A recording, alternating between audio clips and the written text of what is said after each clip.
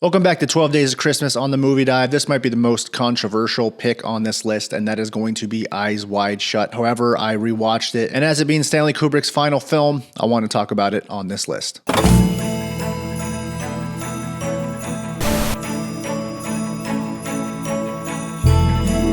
What's going on, ladies and gentlemen? Welcome to the Movie Dive and welcome to 12 Days of Christmas. We're going to be diving into Stanley Kubrick's 1999's Eyes Wide Shut. Before we do, please do not forget to subscribe to the Movie Dive. I'll be giving away a free $50 gift card to one out of every 100 subscribers. Comment down below for a higher chance of winning. So man, oh man, what a wild movie Eyes Wide Shut is. I hadn't seen it for a very long time. Stanley Kubrick is one of my favorite directors of all time because he's made movies like Space Odyssey, The Shining. So back in the 90s when he was announcing that he was making Eyes Wide Shut, or when this movie came out, I am very intrigued of what people thought of it. It's one of those films that even 25 years later, people are just still throwing out their theories of what it meant. Of course, it doesn't help that Stanley Kubrick died after showing a cut to the studio a little bit later. That definitely pushed forward the narrative of a lot of the theories, especially because of the heavy subject matter in Eyes Wide Shut. And because of that subject matter, I feel like it's really made this movie age well here in 2024. When I saw this when I think I was 18 or 19 years old, of course, you look at it back then, it's like, oh, there's a lot of nudity in it. But now, as you see it at an older age, you start to realize the whole purpose of that in this film, as it really pushes forward the view of lust in this world and how the wealth and rich just really want to have everything and control all the power, having those underlining meanings in this movie. Now at the leads, we got Tom Cruise and Nicole Kidman, who at the beginning of the movie seem like a decent married couple who have it all basically, and a 7-year-old daughter. You soon realize that their marriage is not everything it's cracked up to be, and they have an argument in their house. Tom Cruise leaves and goes